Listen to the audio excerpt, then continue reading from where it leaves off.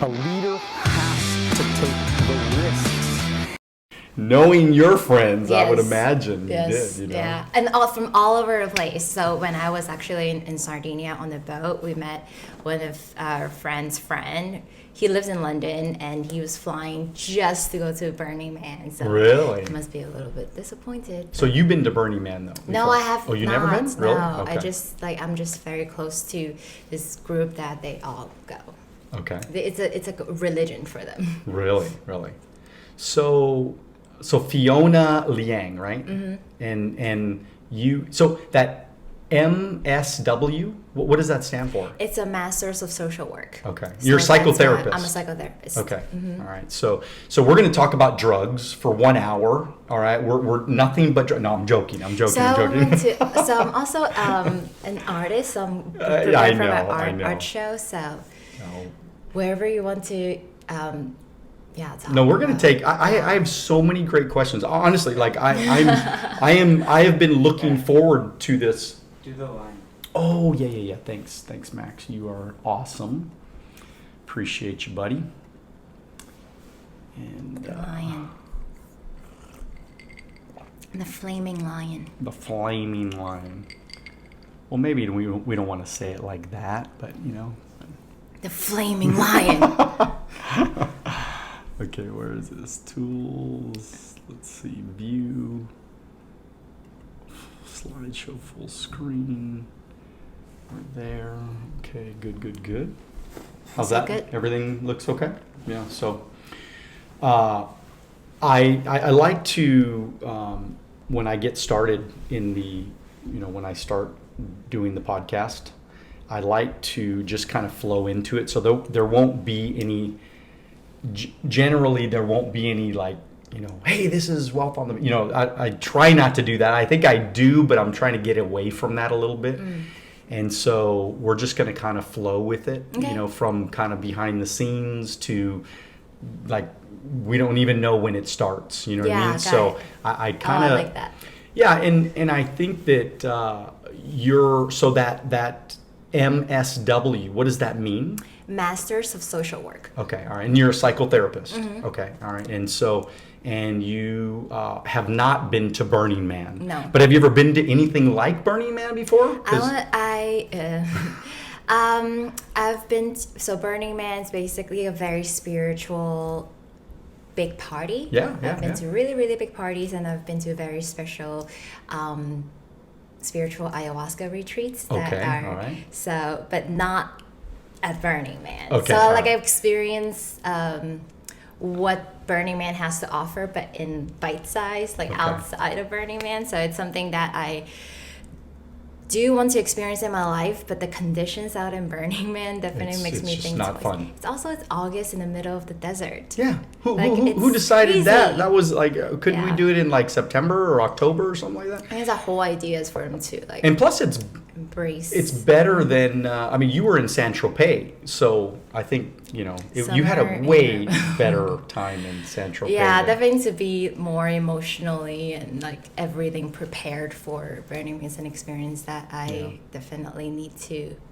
For anyone who wants to go, definitely have to decide maybe like a year or even 2 years ahead, and To kinda not set only it all up. the mental, emotional prepare for it, but also like finding the right group of people to go with, because it's not an organization that that people like arrange anything for you. So Right. you have to like figure out your transportation, where you're going to sleep. There's no stores, like where you're going to get your food from, like what kind of like how are you going to engage with this community, and how you're going to survive in the days that you're there. So it's definitely a lot of planning.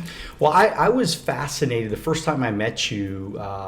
I was fascinated by your story, and that's why I wanted you on the podcast, because I mean, you have a great story. I mean, just your journey in, becoming a psychotherapist, and of course your journey with psychedelics, and understanding that, how that intersects, and how does it play a part for you in your mind, the therapy and, trying to heal people, because this is why you obviously did it in the first place, I would imagine.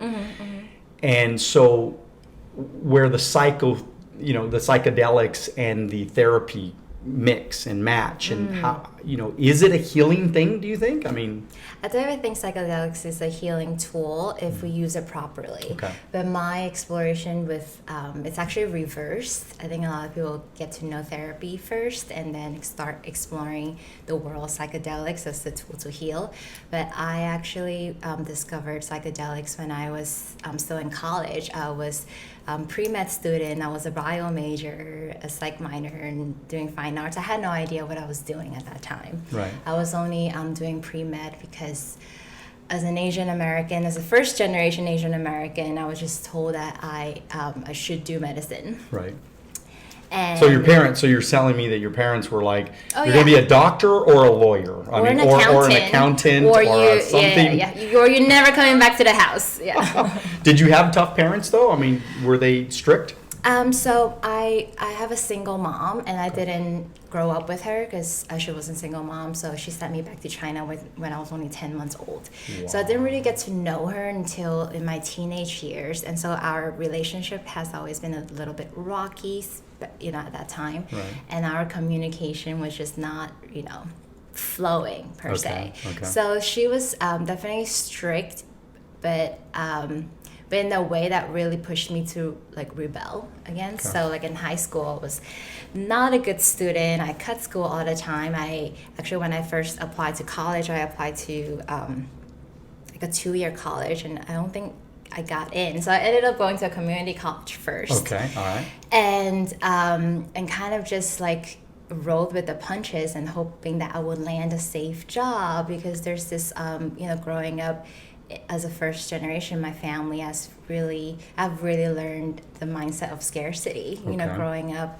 And so at that time, I remember in college, I just really wanted something to, a stable and get a job so that I won't get nagged. I was just really hoping I'm doing the right thing, even though I had no idea what the right thing is, until I remember I was with my physics tutor, and he was as we were learning about the black holes, the universe, he also started talking about hyperspace, and then he looped it back into psychedelics. And that's how I started learning about psychedelics and started studying for it, and took my first trip with something called DMT. Okay.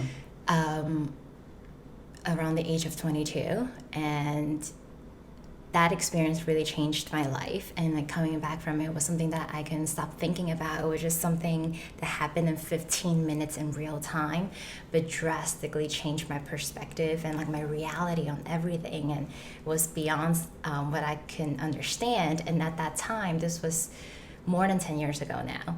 And at that time, no one was talking about psychedelics. You would say you took something, or you just took drugs, and it's bad for you. Yeah. I remember I would trying to Google what's the effect of this. I don't really find reliable sources, and I was freaked out for months. I'm like, oh my god, this is how I go crazy for the rest of my life. But So how did it? You said it changed your life. What does that mean? How can you describe how did it change your life? Now it's been more than 10 years since I first took that DMT trip, and I'm still finding words to describe what happened in at that time. But I think at the time, it was just this feeling of everything that I know that I thought is important to me, what it means to be successful, what it means to go after my dreams, what it means to, really living a fulfilling life. I thought there's this one narrowed version of what that looks like, which Okay. means, being able to get a good job and get paid and buy a house, get married, have kids, and be able to retire my mom. All of those things were learned values, but I never really discovered the why behind it, because growing up, I didn't grow up in the nuclear family. I didn't have the that close relationship with my family. So I think a lot of my values really just came from cultures and traditions, rather than coming from a place in my core, from my knowing. So I think going on my first DMT trip, it was it was just something in that experience that I really left my body. And I was able to like zoom out so far away and kind of just experience life out of this dimension. I know it sounds really crazy. So what? So I want you to try to like. I know it's hard because it's hard to describe something that, especially 10 years ago, whatever. But like when you say out of this dimension, there's a there's people that are like thinking, what does that mean? So try to describe it as best as you can. Like, what does that feel like? It feels like you're on a high-speed roller coaster traveling at the speed of light that just went to the end of time and it just came back to the beginning of time and then like land back here. And the different dimensions is, we live in a 3D world. And so there's, I think there's depth, there's length, and then there's time, right? Like, no, fourth dimension is time, because the third dimension is depth. And then the fifth dimension is like beyond your consciousness, so beyond time, beyond space and time. And so I say out of this dimension, it really just feels like, nothing, everything's out of orientation. There's no front, back, top, there's nothing, there's no reference point. So in this trip, you had these, you saw these different dimensions, or you kind of like you almost experienced them in your mind. Yeah, and it was like within 15 minutes, I want to basically. say it was in my being. So, so the purest form of DMT, you smoke it. So I have smoked other things before, but I've never smoked DMT. And I, when I smoked DMT, I'm assuming like marijuana, right? Okay, so marijuana, but cigarettes, completely different. Oh, completely different. It was a completely different hit. Experience. So when you smoke marijuana, you really take a hard in pull, and so I did that out of habit with DMT, and it was just such a harsh choke on my throat that I just start coughing really hard. So, and I didn't think I would get anything out of it. And my shaman just told me like, hey, like go lay down, like just go. And I was like, okay, like whatever. Like you almost did too much or something. Yeah, but at that time I was like, wait, I probably didn't do enough, but once I lay down, I remember like it's like within like seconds, like I just like my consciousness just snapped. Like I remember during the period that I was out of my body, out of this dimension, all I can feel was I remember I was wearing these juicy couture sweatpants, and I just like felt like the pattern on my pants. But other than that, I don't know who I am. Like there's no sense of self. There's no sense of being. There's no sense of no question. I remember like I can hear my heart pounding really quickly, but like in my brain I was just thinking like, what is that sound? And because the experience like pulls you so far that they call it this out of body experience, or they describe it as a near-death experience. It's like your spirit just travels out of this dimension that you're no longer, you're just a pure spiritual being, and what you observe is not only through like your human eyes, which is like placed in the front of your body. Now your consciousness expanded in a way that I feel like I have eyes that can see front, back, top, left, like just everywhere, and then kind of like soaking all that energy in.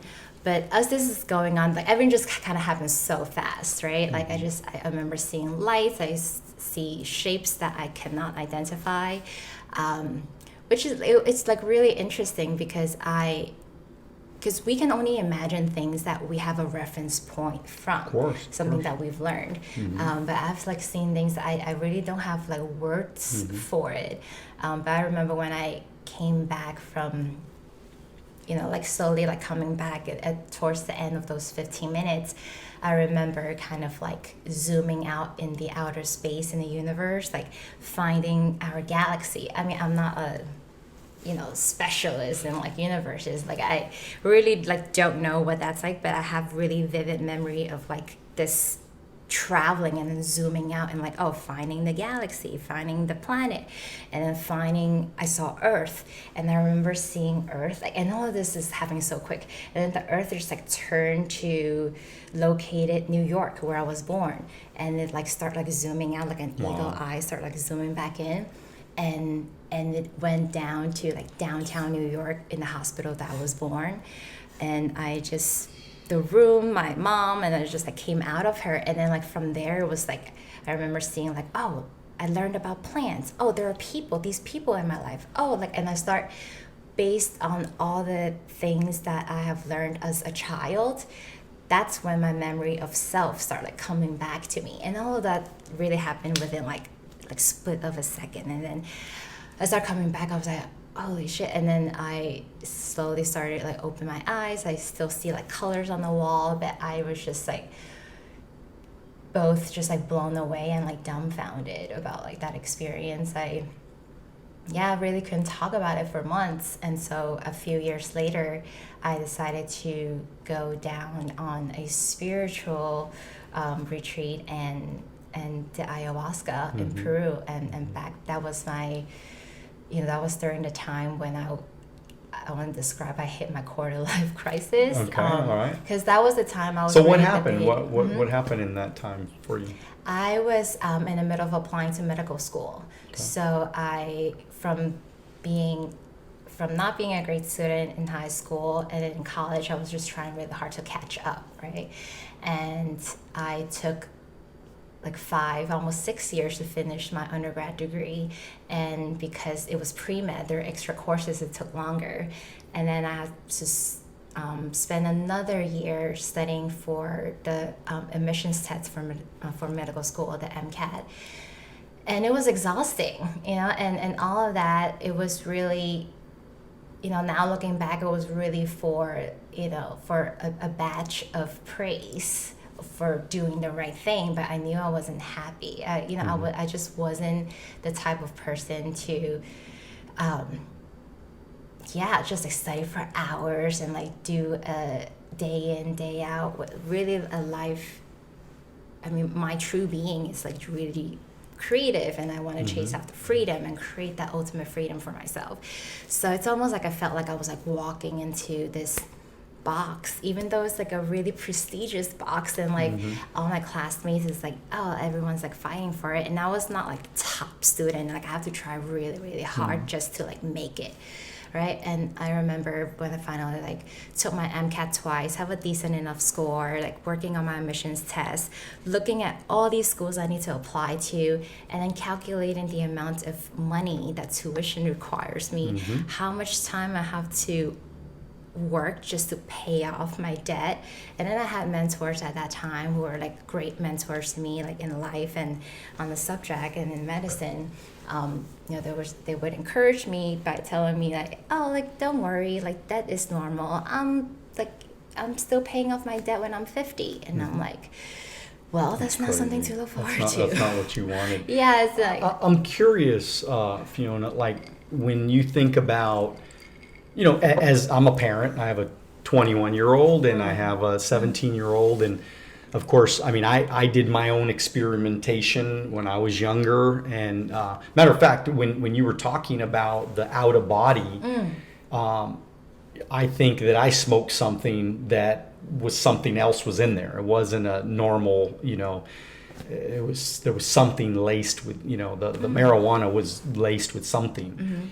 And I literally saw myself on the ceiling. So I saw myself on the bed because I was just out of my mind. It was a bad trip, really bad.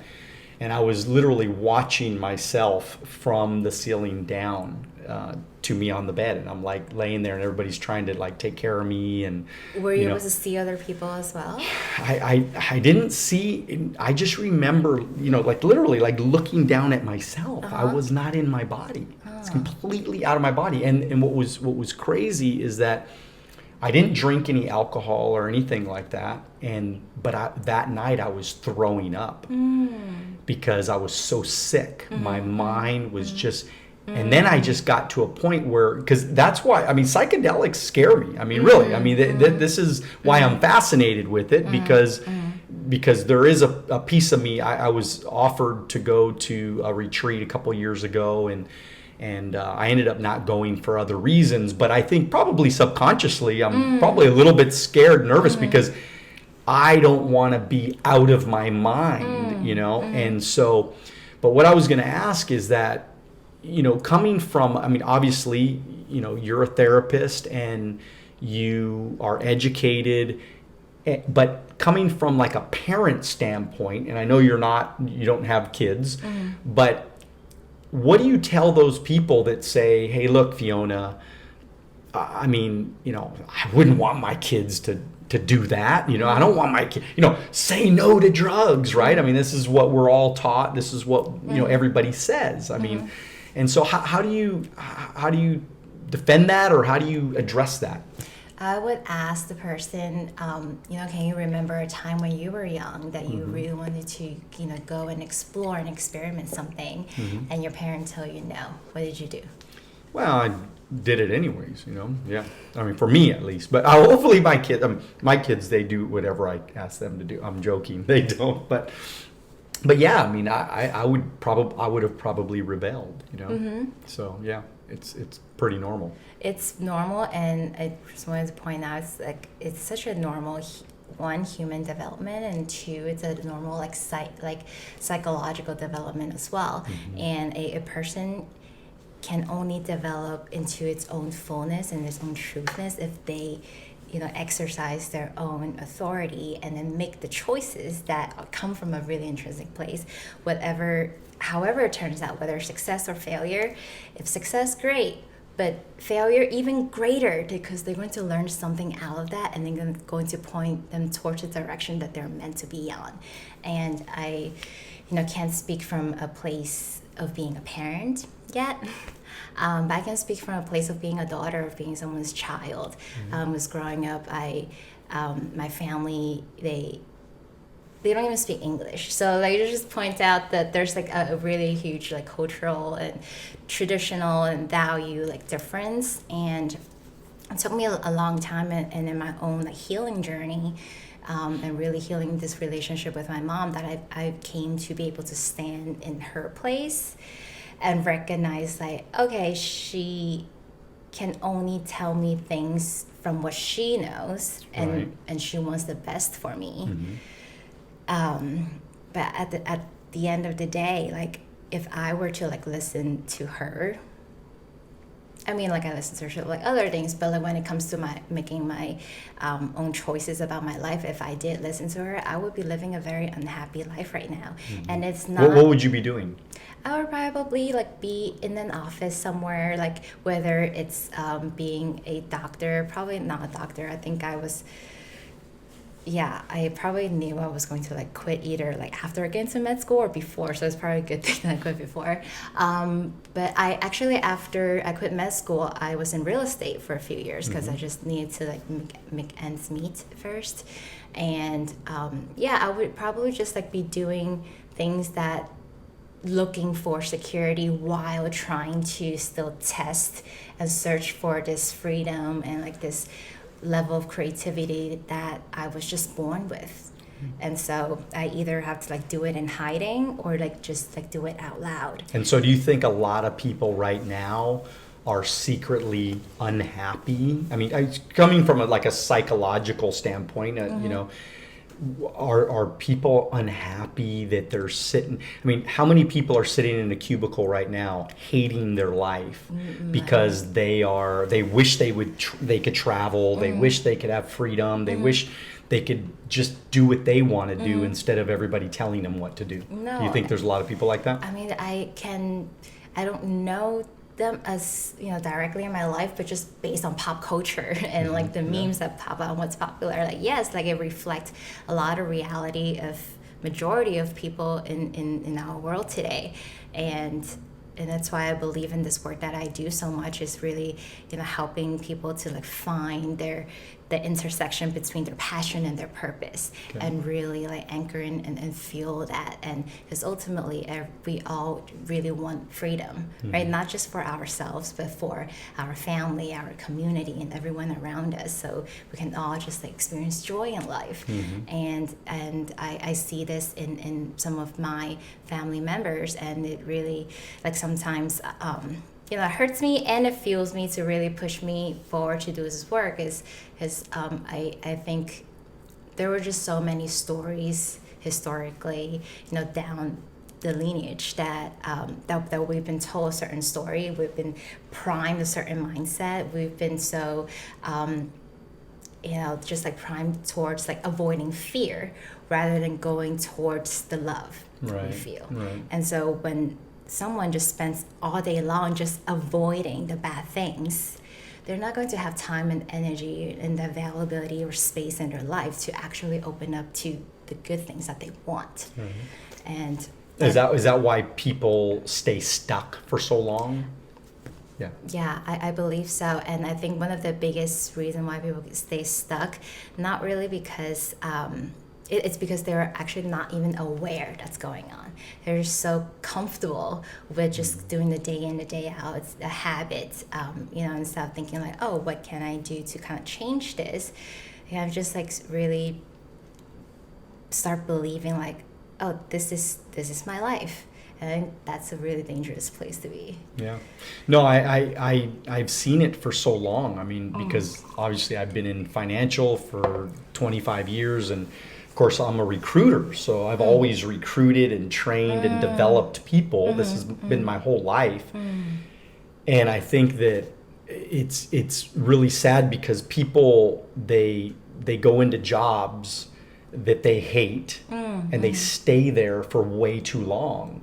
And then when you try to interrupt that pattern and say, hey, there's something new, there's something different, we can change our life, we could change the world, we could be free, we could make a lot of money, we could have a better opportunity, they immediately say it's a scam. They immediately say it's never going to work.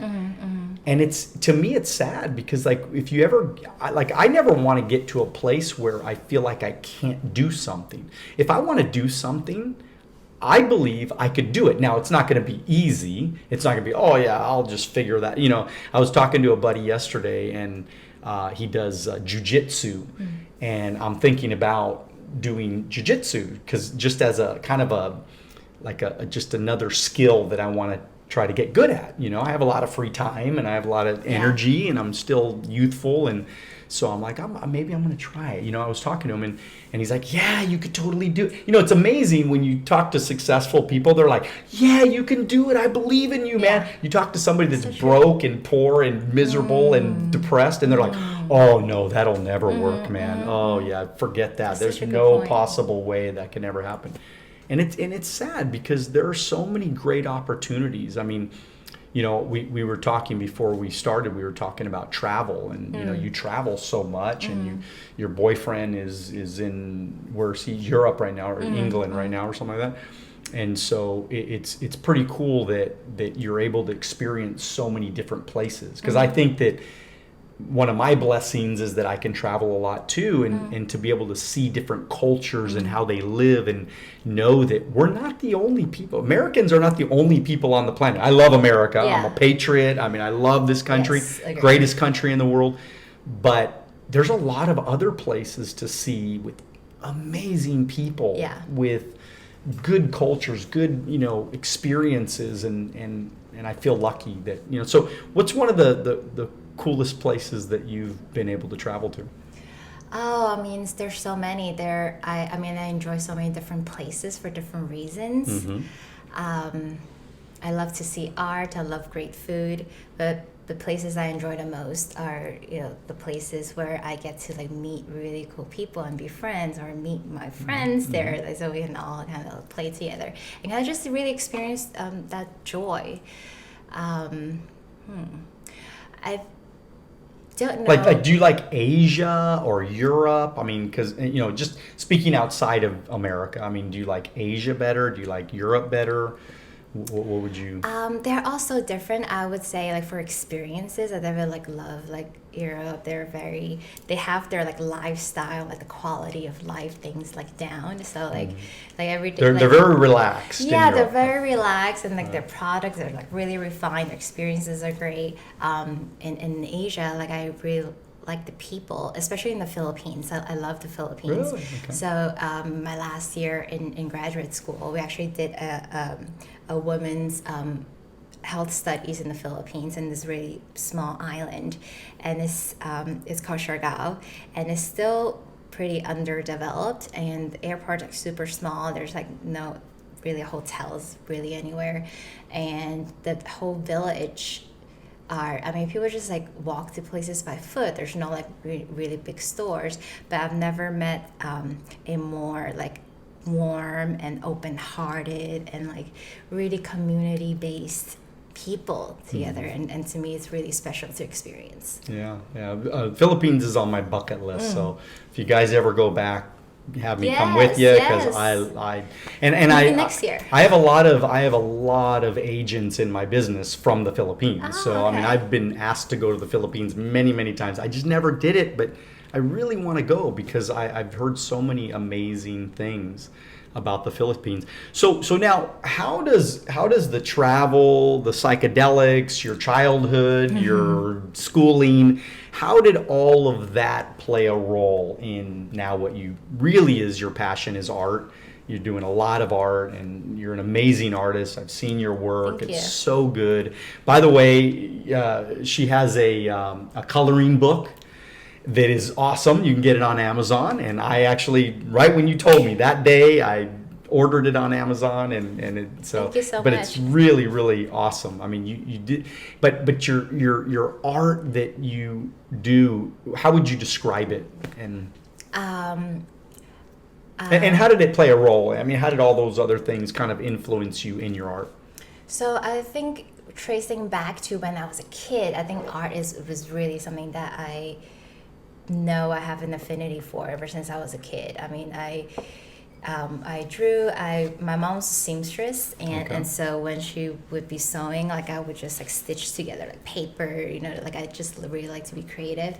But over time, at like school, like needing to be like take school serious and becoming a doctor, like and throughout my 20s, like I started not having time to do art, right? And then at the end of 2020, that was the first year that I was officially licensed to practice. So it was my first year, and as we all know, we went through COVID that year, and I was living in New York. I was so burnt out, and at the end of the year, I also like experienced one of the greatest like loss in my life, and so just to process my grief and to get it myself, pick myself back up, I just turned into painting again after really stopped. And after what 10 happened, years. if you don't mind me asking, what happened? What was your greatest loss? So as I mentioned before, I was never really close to any of my family members, and the first time I really experienced love was when I had my dog, and I lost my first dog, and I got my second dog, and then at the end of 2020, my second dog passed away after only 3 years, and he was really special to me because I got him right before I started grad school, so we went through 2 years of grad school at NYU together. He graduated with me. He was in every single one of my programs. He actually, we started assisted animal therapy groups together and implementing them in different agencies. So, he was, more than a dog. Like, he was my travel buddy. He was my, my coworker. And so I lost him due to really terrible incident that a rescue dog was kind of like out of control and like bit him, and so it was really a traumatic experience to like not only that happened, but like happened in that way, and yeah. So I was I really just isolated myself. I couldn't tell my parents about it. Like I couldn't talk about it for months, and the only place that I can feel like I'm connecting back to myself is when I'm painting. So I started like painting a lot, and like through painting, I kind of went through this introspective and self-reflection journey, because we go through life so fast day to day, whether we're with people or doing things or running errands or checking our phones. We don't really give us enough time, space to really just be quiet, right? Unless you really practice meditation for a long time. But like there's something about like there's an action of like creating and be like so into the flow of that also allows you to see your life in a broader sense. So in art, I mainly do abstract art. Okay, yeah. I love working with colors. I love working with different mediums. It's mainly abstract, and I'll show you some of my new pieces later. Yeah. But in abstract art, there's a concept called distance self-talk.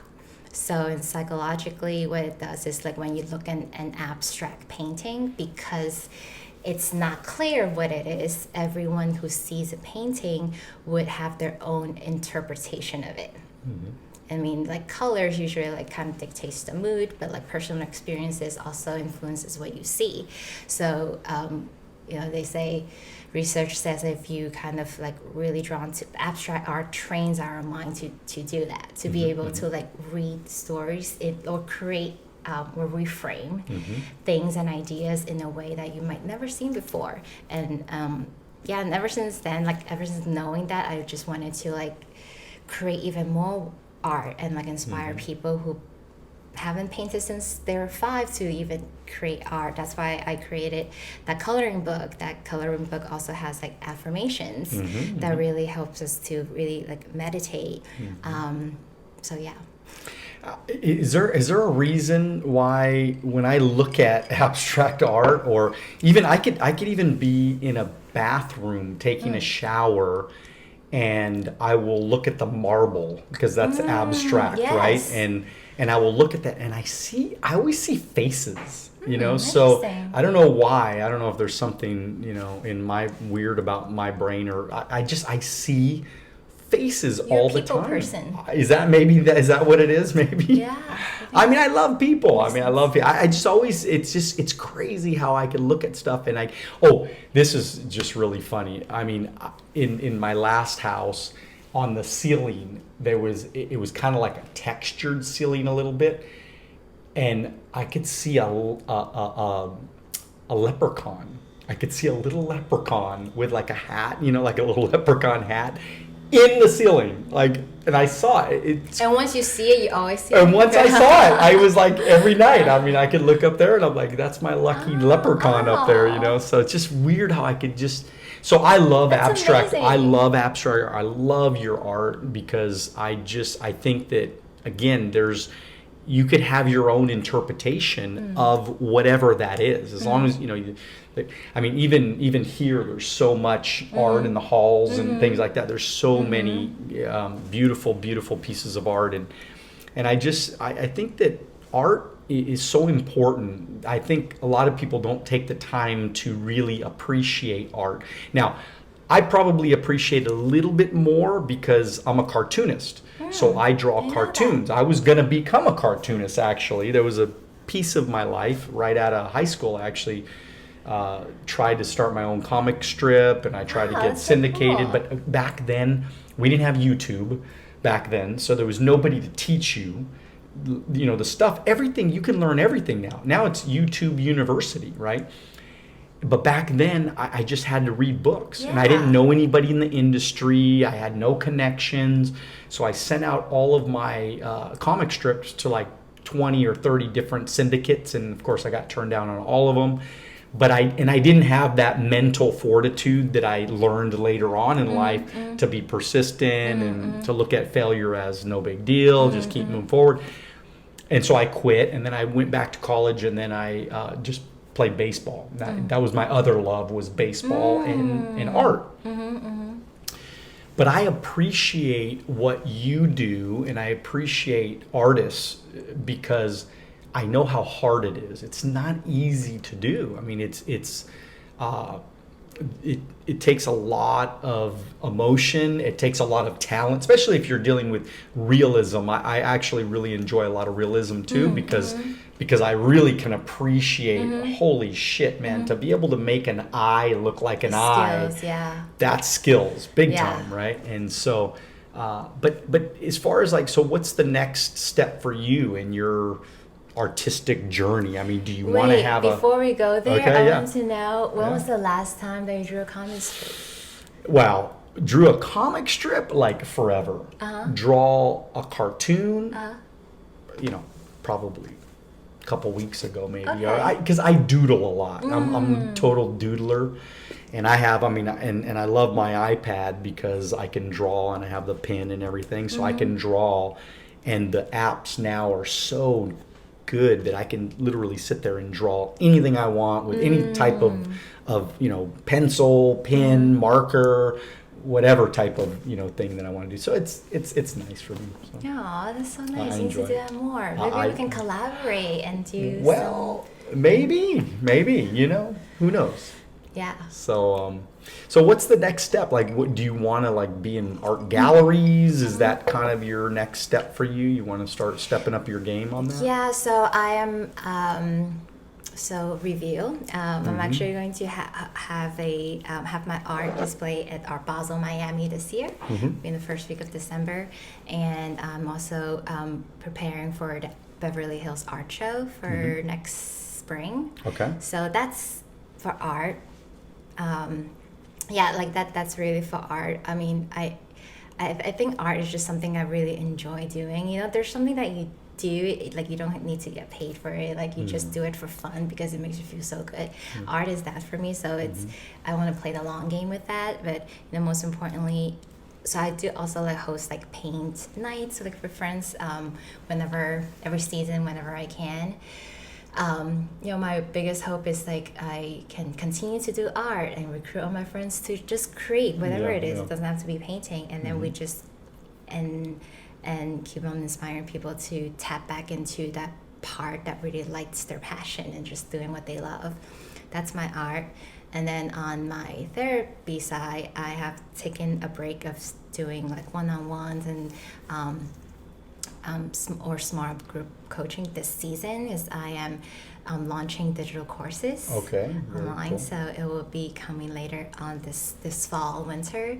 And our first course is, as you know, I was a mindset coach for the young women in beauty pageants in the USA system.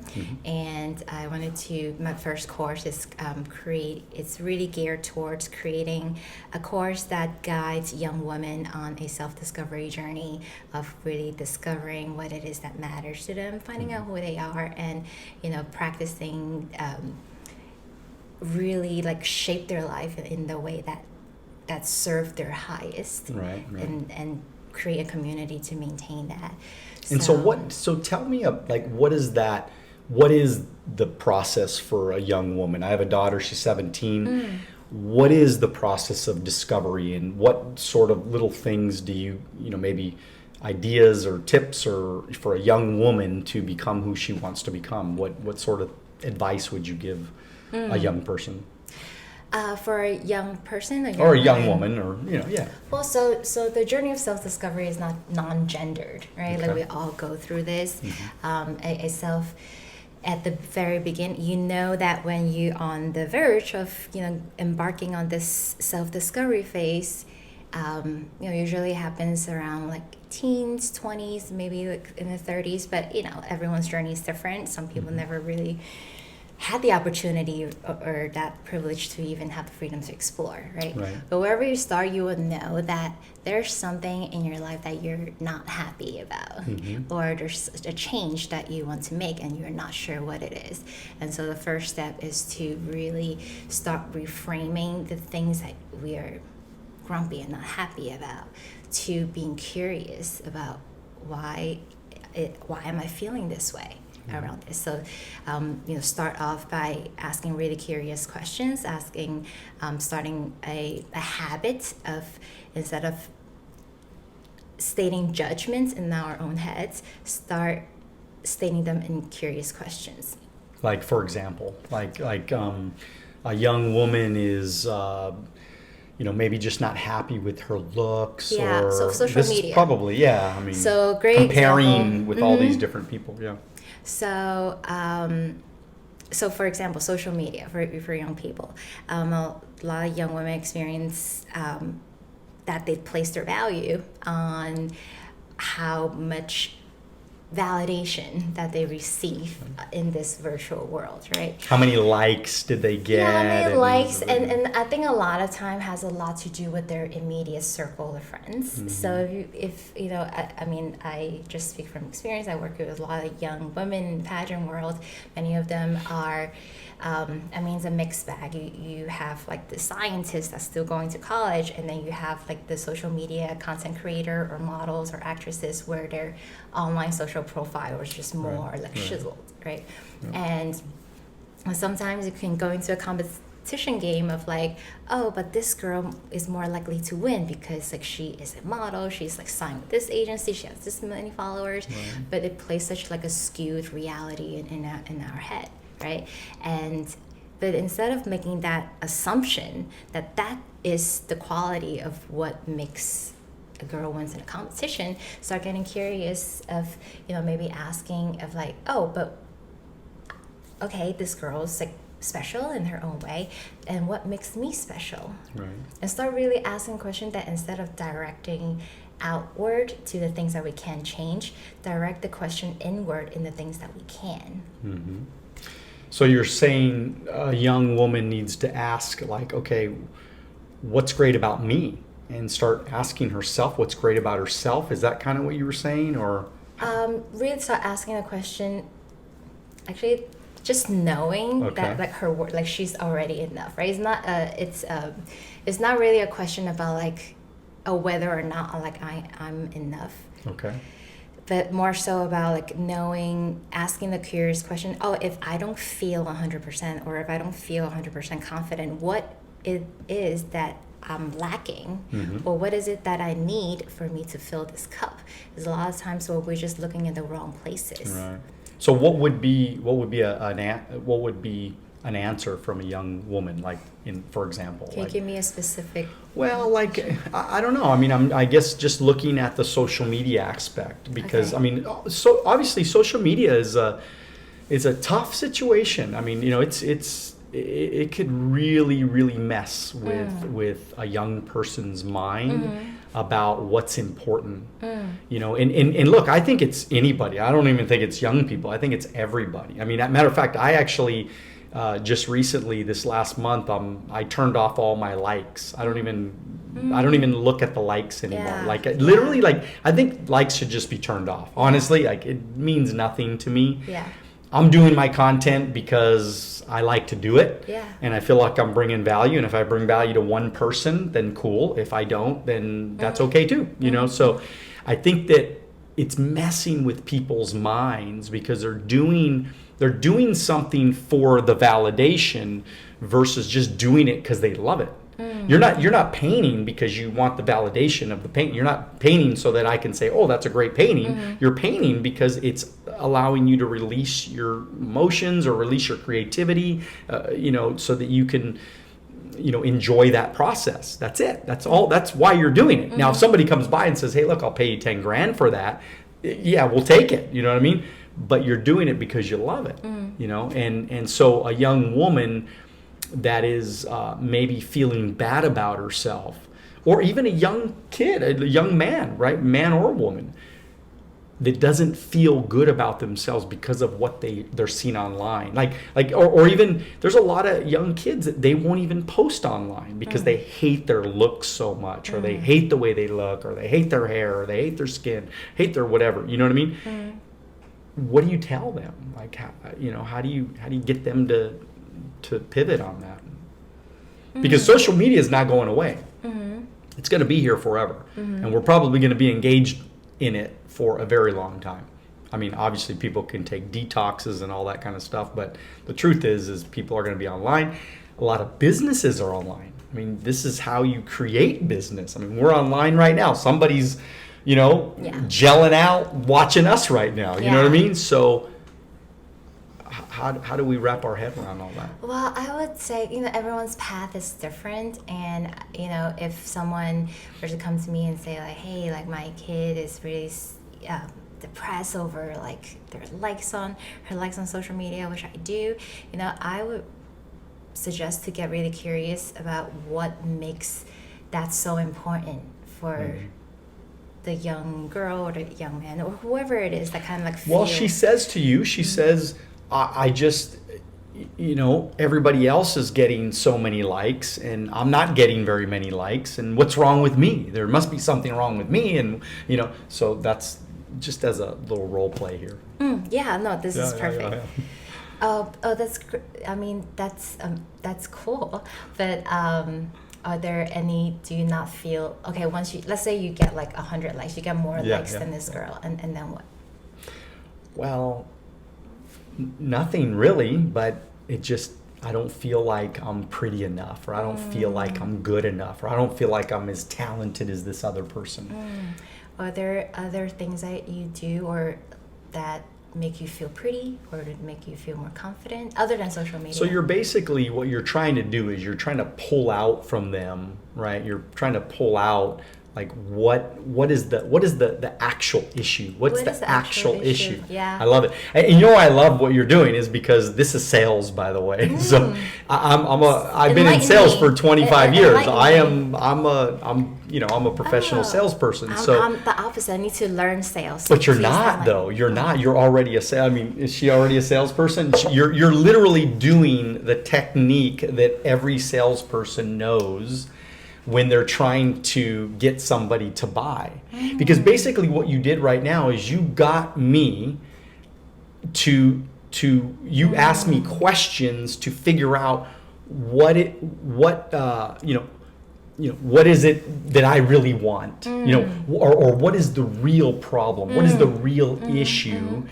And then as a salesperson, you're able to say, okay, well, I have the solution for you, right? Yeah. So I know your problem, I know your issue, I know the challenge. Now I'm going to give you what you need. So if I can give you what you need, then would you consider doing business with me? So this is sales 101. I mean, human psychology. You right? did it. The skills translate. But you did it. You already got it already. Yeah, so. but like the reasoning behind that is like one. Like I always just assume I know nothing about because we all know nothing about others, people's like internal world, right? So I like to get really curious to be able to see it from their perspective in order for me to like offer a solution. And a lot of times, because I've in the past when I worked at the clinic, I worked with kids before, and a lot of times I love working with kids, but I can't work with kids because I can't work with the parents. Gotcha. But you can. You just choose not because, to. because the parents, they need therapy. Okay. But because a lot of times our parents like bring their 3-year-old, 5-year-old into the office. It's like, oh, here, fix it. Right. 1 hour every week. But then what happens for the rest of the hours in the week, right? Like, what is this kid exposed to? Exactly. Like, children don't learn by what you tell them, but by examples. That's it. So there's that. More is caught than taught. Yeah, so, and so with every younger person's mind, I kind of just wanted to see because humans are pretty simple. Our mind really makes it complicated. Humans, we are just aimed for survival. We aim to procreate and kind of expand, right? And for security, because it makes our tribe stronger. And there's always things that require for those things to happen, and then there's a need to be fulfilled in order for the next thing to get done. So there's always a fulfilling need gap. Right. So if a young person is like, oh, I'm not getting enough likes, then my first curiosity is like, okay, then you rely so heavily on this one object. This reflects back to me that in your life there are many things in your life right now that's giving you the attention or the love and the validation that you need. Right. So where's the gap in that? Because if a person who's in a family or surrounded by people or cultivated the skills to stand on their own to self-provide that source of joy and happiness, then you don't really fall into things like that, right? So it's more so how can we fulfill that need, whether it's through other channels or internally, but most importantly on this self-discovery journey is figure out know ourselves so well that know what serves us and what doesn't, know what our desires, our purpose and passion, and know what our needs are, and learn the skills, set boundaries, and not be afraid to ask to fulfill those needs. And it is only then we can continue to thrive and continue to serve. And so what would you say, working with all those pageant girls, what's the biggest challenges or what's the biggest problems that you see arise with those girls? A few things, and I'm not sure I'm not ready to say this yet because You don't want to throw them under the bus or what? no, I think it's something that I'm still like figuring out and healing from, because I love the concept of pageantry because it started at a time where women had no place. Right. Where it was I mean, even to today, pageantry is the only like international competition that's for women that's For women, broadcasted yeah. on television. Yeah. They don't see really like mainstream television broadcast any other women's sports, right? And so pageantry really created that platform for a very long time for young women to like cultivate a confidence and speak their voice. So it's a beautiful thing. But over time, our time have changed, right? But like the system has been still operating in a very old system. Right. And I think it's still perpetuating this idea of being scored, that women's value is placed. Because right now in the Miss USA system, you the last year that you can compete is age 28. So it creates like this idea that, oh, your prime, you miss your prime if you like. If you're 29, you're kind of old Yeah. and we can't score you anymore. Yeah, So, yeah. There's a lot of like tiny ideas like that in the culture.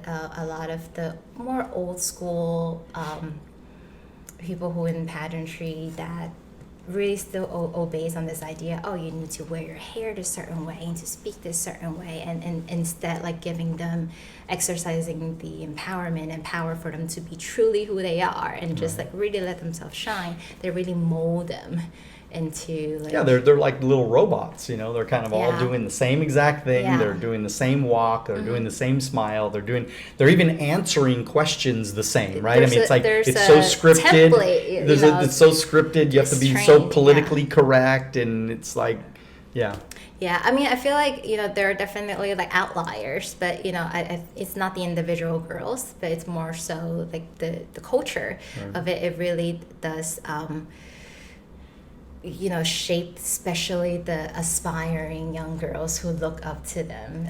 So it's something that I am, one of the biggest motivators that I first wanted to bring mental health into pageantry and then recognize this. And now this is something like with my digital course, I really hope to like support young women, beyond pageantries. This is not just for women in pageants, but more so for women who, any woman at any age, just really want to come to really find out what it is that drives them, what it is that empowers them, and find out all of the things about them, and not rely on an outer source for validation or or joy. Because do a lot of these girls, do they get out of the pageant world and like, does it kind of screw them up a little bit, or does it, or is it they all become really successful? I mean, what do you? Yeah, and I guess like that is like that dark side of pageantry that no one ever talks about, right? Yeah, because you don't ever really think about the other side of it.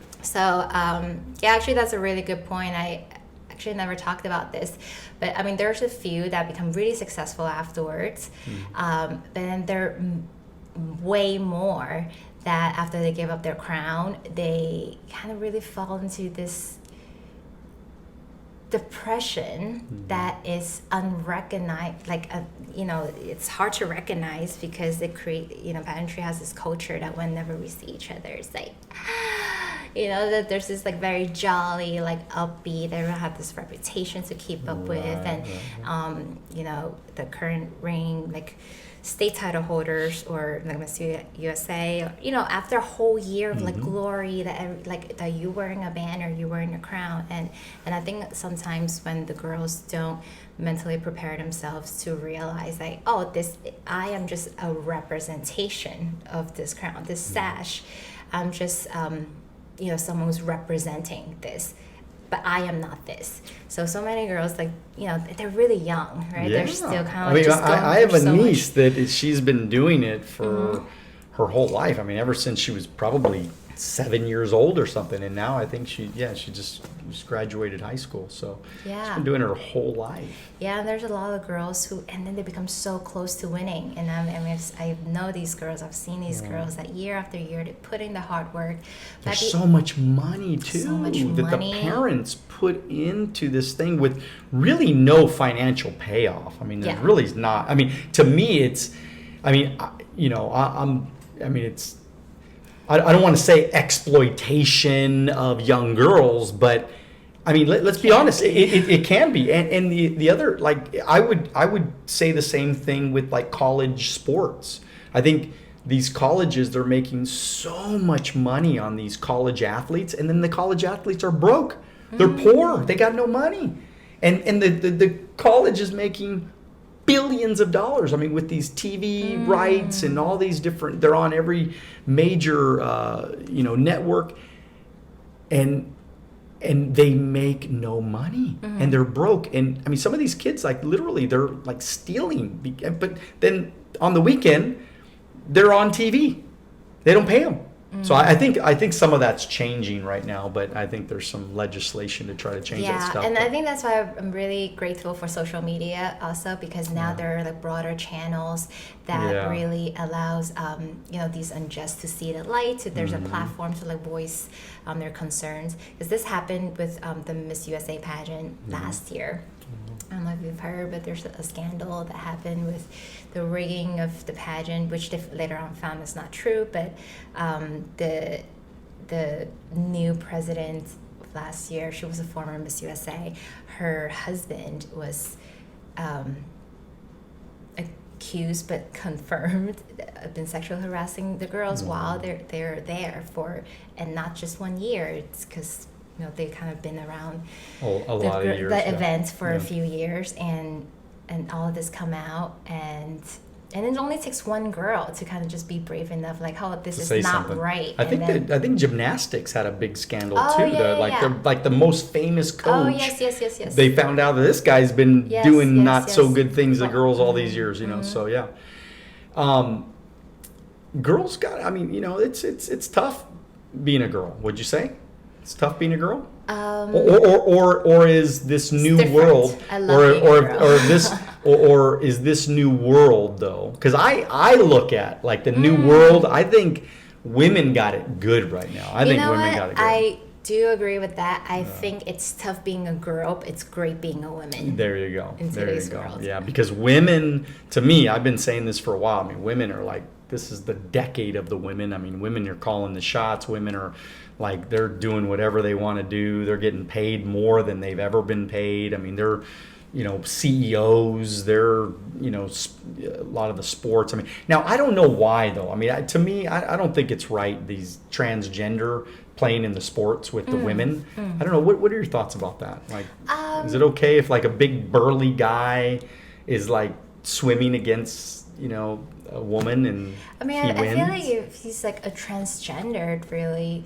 because they're. Yeah, but he's biologically a man. I mean, he's a man. I think like last year or 2 years ago, we had our first transgender competed at Miss USA. She was represented the state of Nevada. She was gorgeous. I mean, I'm going to show you pictures, and I guess it's one of those things to say, like, oh, if it's like a stocky guy. But did he get rid of his thing? I mean, yeah. So it's chopped off yeah. then. Okay, Yeah, so yeah, completely like okay. Yeah. But he's still. I mean, again, I don't know about that one, but okay. All right. For example, let me give you an example. So Mike Tyson gets into the ring, right? He chops it off. He's still Mike Tyson. Okay, gets in a ring with women. And, you know, decides I'm going to become a woman fighter. Like, that's what I'm going to do. I'm going to become a woman fighter. I'm going to chop it off, and I'm Mike Tyson. He's still Mike Tyson. Let's be honest. He's still Mike Tyson. Is that okay for Mike Tyson to get, well, Michaela Tyson, we'll call him right now. Is that okay for him to get in the ring with another woman? Yes. It is okay. Yes. That's wild. That's wild. Because and he beats the crap. I mean, like, he beats the crap out of these women. I mean, to the point where they're, they could die. But I do want to point out, like, I mean, if you make the decision to, like, chop it off, and there's, like, a whole process of it, like, by then his hormones is probably, like, his testosterone is probably, like, non-existent. So his fighting style might be completely different. But this medically, okay? Let's be honest. Science, a man is different than a woman physically, right? I mean, physically. I mean, I think probably a lot of, brains and a lot of different, differences between men and women. But what is this whole thing about, like the judge, right? We just put the new justice on the Supreme Court, right? The lady, she ends up getting on the Supreme Court. I forget her name. I don't know her name, but anyways, she's the last appointee on the Supreme Court. Wait, this is new? Yeah, this is new. Yeah. She just got appointed maybe a year ago or something like that. So when she's testifying, right? When she's testifying, African American woman, she's testifying. They ask her, "What is a woman?" What is a woman? What is a woman? Interesting. Why would they ask She her couldn't answer. She couldn't answer the definition. So what is the definition of a woman?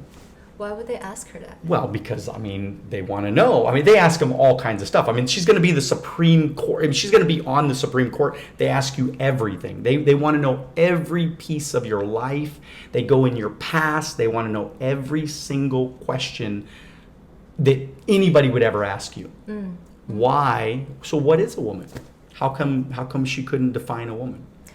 I think in that case scenario, I would want to point out that they ask that question is because traditionally there's not many women in that seat, right? So there's this. Well, there are other women on the Supreme Court, so so she's not the only woman on the Supreme Court. Because I'm just, like, so curious, because it has nothing to do with her skills, like how it does. she's going to play her roles. It does, because the way that you define, right? I mean, if she's going to make laws, if she's going to make laws that have to do with a man or a woman.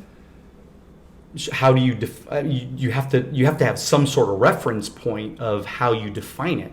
So I think that's a good thing that she couldn't give an answer. She couldn't give an answer. So that's a great thing. And they still put her on, though. But they still put her on. So I mean, personally, I think that we should be able to define a man and a woman. I mean, because science is science. I mean, let's be honest, right? I mean, you're a scientist, basically. I mean, you studied the human, you studied humans, and you're constantly learning about humans, how we think, what we do, how we do it.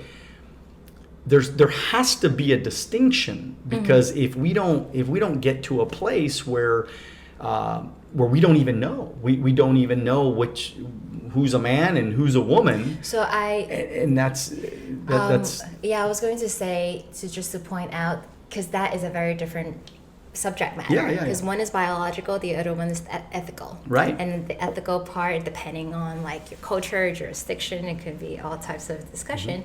But scientifically and physiologically, you're right, like, male and female are intrinsically different, they operate different. But on a mental level, there's not such a great gap of a difference, right? So it really depending on, like, what we're talking about. There's But is women, I'm just curious, for you being a psychotherapist, I mean, do women, do they think differently than men? Like, are there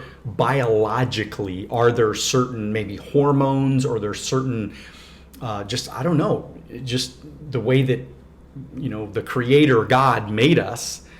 Is there certain differences? Like, do women, are they born with innate qualities, like they're just sometimes a little more caring, or they're just a little more motherly, or they're a little bit, I don't know. I mean, is there any science behind that at all? Are there any studies there's on that kind definitely of like stuff? hormones in bodies at play, but I would say, it's not that women are like different than men, but more so like male and female, they both have they're just different and they complement each other differently. Yeah, no, absolutely. So, Because I don't think you're manly at all. Like I wouldn't ever confuse you with a man. You're very womanly. You're very feminine. You're not like this. But I'm sure there's some women that are. I mean, there's differences of people. yeah. But I'm just saying to me there's definitely a difference. I mean, there's a difference between a man and a woman. I mean, For sure. the way they think Yeah. is, I think that's really interesting because I think especially now in our modern society where women are given in America are giving so much power more so than ever before, yeah. right? And so you see this emergence of really feminine females with more masculine energy. Right. And then because of culture also shifting, there are a lot of really predominantly male responsibility for that role has also been, like not taken away, but like male has like assuming more, taking care of the family or sharing those responsibilities as like women going out to work. And you also see male, even though looking very masculine, but exercise a lot of feminine energy qualities. Right. So, it is a very interesting like topic. And I think intrinsically, biologically, male and female are different, and it prompts them to think things certainly differently. But I also think there's a external force in just the nurturing, the conditioning part. There's in psychology, in social work, there's a concept called just intergenerational like knowledge. Okay. I mean, we usually talk in the context of trauma, like intergenerational trauma, but it's certainly true for gender. Like there are certain things that if you're born a male, you are going to grow up being pointed out certain things that make you of your male qualities, and that you internalize them or like hold those things to be true or value one thing more so than the other or neglect some things altogether. And for females, it's certainly true depending on your culture's traditional value, but something that's been consistent across like time and culture is that women has been taking a secondary power place than men relatively. Right, and women biologically over time is women's main role during like hunting gathering time is to stay behind, making sure keeping the family together. Right. So there's women's DNA, there's this prime of like maybe just like slightly more like patience. I mean, I don't know if that's always true, but I see it though. But yeah. there's no question women are more. I mean, in my experience, women are more patient. Women more likely to display the exercise of patience. There you go. Exactly. More likely. Not everybody. Nothing is everything, right? But yes, more likely to demonstrate patience.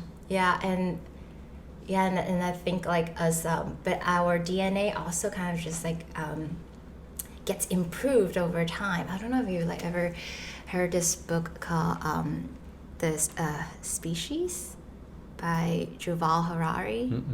Never.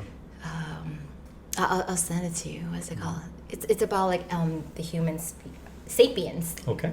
So it's about like just Homo sapiens, like humans, but he even take out the word Homo because he kind of really start like describing the biological like lineage where we came from, our DNA and how it primes us, how our just like different like natural disaster event throughout history have like change our biological wire to survive, and why we think a certain way. Right. Why when we're hungry we just get hangry. It's not something that we decide. Like there's a lot of really biological intrinsic forces are at play, but they are they're just natural part of human.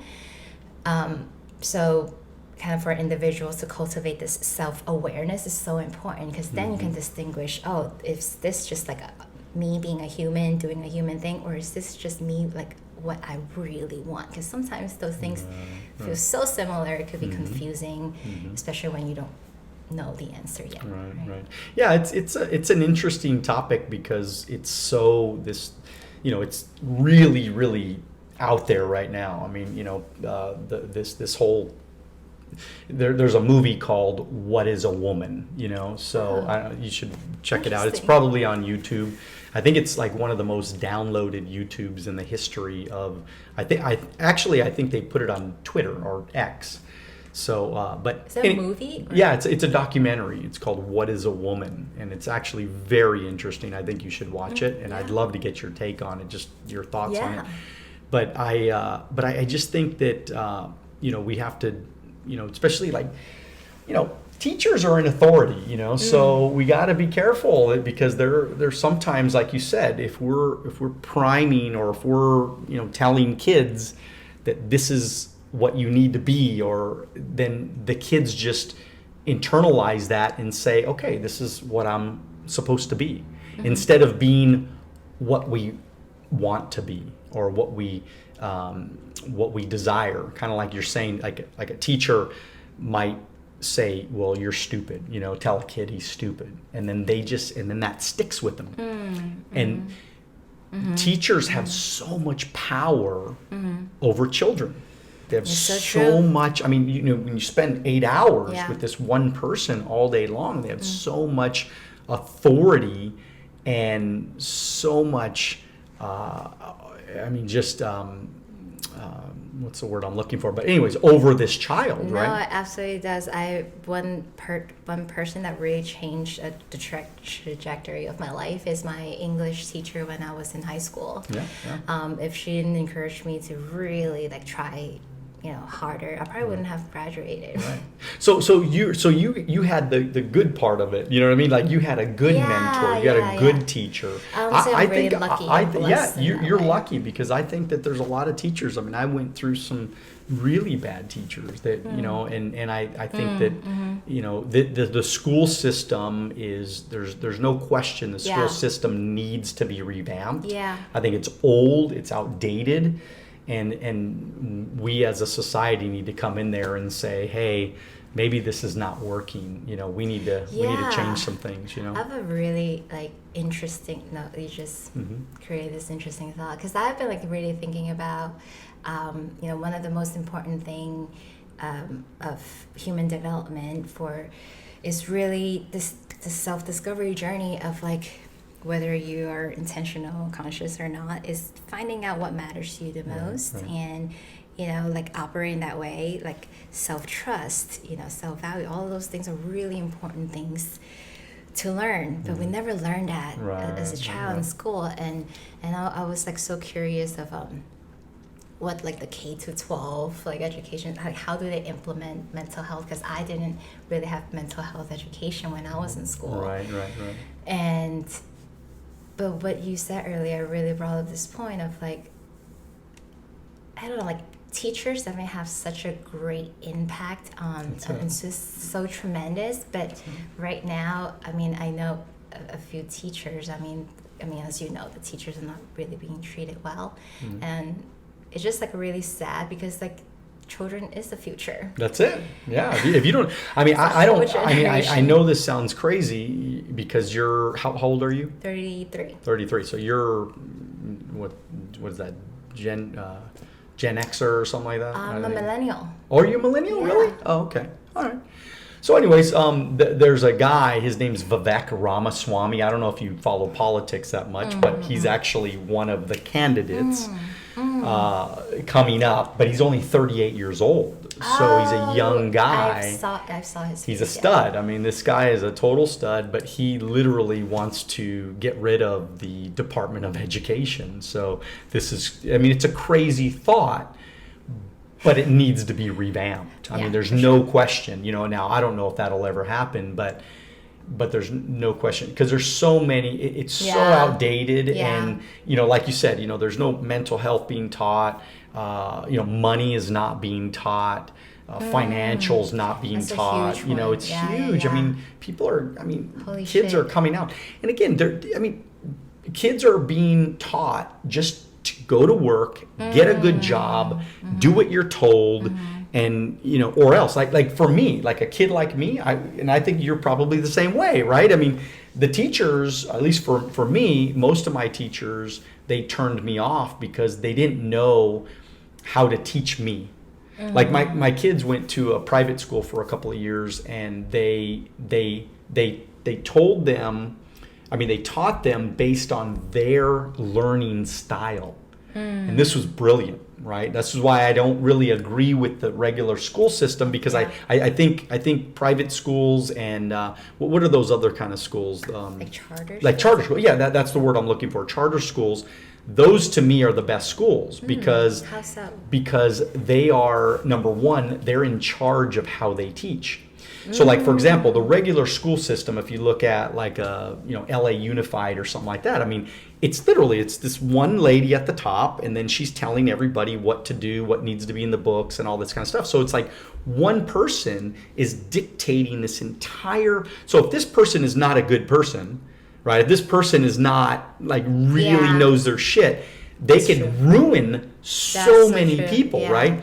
And those people get elected all the time, right? And there's different people that come in and out and all this kind of stuff. And then the unions buy them, right? The unions, it's this giant school union system. So that's scary because you don't want anything beholden. So like in a charter school, you have to pay money, which, by the way, it wouldn't cost, as Americans, it wouldn't cost us anything because we would get the money from all the money that's going into the school system right now. They would just give us vouchers.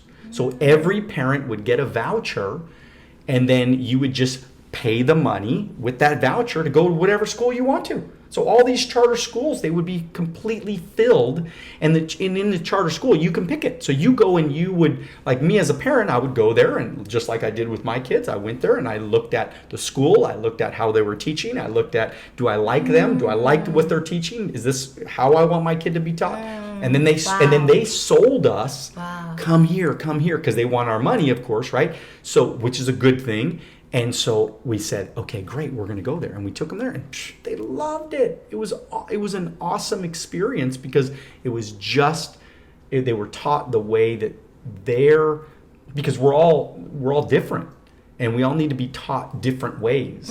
And so but anyways, that's the school system. I think the school system needs to be revamped. But if you haven't got a chance, check out Vivek Ramaswamy. Okay. The guy is a total stud. You might not agree with everything, but he's got some pretty laid out cool just principles. like based on his age, he definitely have like perspectives. It's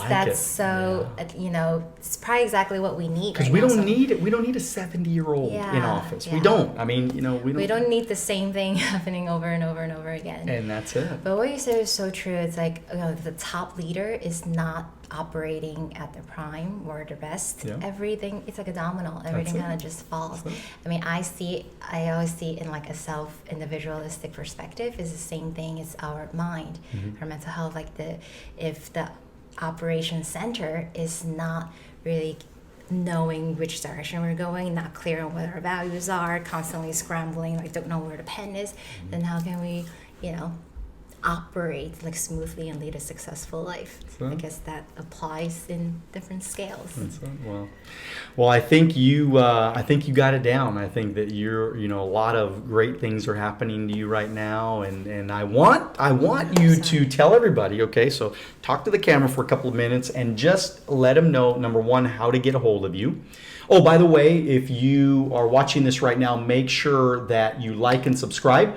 And then also make sure that you DM Fiona on your Instagram, which is Fiona. It's the Fiona Liang. The Fiona Liang. And DM her and say, hey, Fiona, I saw you on Daniel Alonzo's Wealth on the Beach podcast. Yes, and so please say hi. That way, you guys can connect and talk, and who knows, there might be something somewhere where, you can add value to their life. Yes, absolutely. So my Instagram, the Fiona Liang, it's actually majority of dedicated to art and traveling, but you can also follow me on Self-Discovery Atlas, which is at Self-Discovery Atlas. Is mainly my coaching material, and we can connect wherever you seem fit. That's awesome. Well, thank you so much. Thank I really appreciate you coming out and doing this. Thank you. This is so fun. This was awesome. This was incredible. And so with that said, everybody, make sure that you continue to dream bigger. I mean, just like get out of your own way. Start thinking about possibilities. Start thinking about, why not you? I used to always say to myself, why not me? Why is it everybody else that has the great life? Why is it everybody else that travels the world? Why is there everybody else that's living their dreams? Why not me? Why can't I have these great things too? And so you need to start believing in yourself. You need to start believing that you can too, that there's nothing wrong with you. You just maybe haven't met the right person, or you just maybe haven't gotten the right mentor, or you just are not connected enough with the right people. Well, guess what? I have a coaching program. It's called Wealth on the Beach Club, every Wednesday morning, 9 a.m. And I mean, every week we get together, and it's a powwow, right? It's a group of people. We come together, and we share ideas, and I teach lessons, and I do Q&As, and I do all these things. Why not you? You need to get involved with these type of people and start leveling up your life, because you can have great things too. I promise you that if you continue to dream bigger, get after it, and most importantly, do it now, a great life is waiting for you. So God bless you. We'll see you at the top.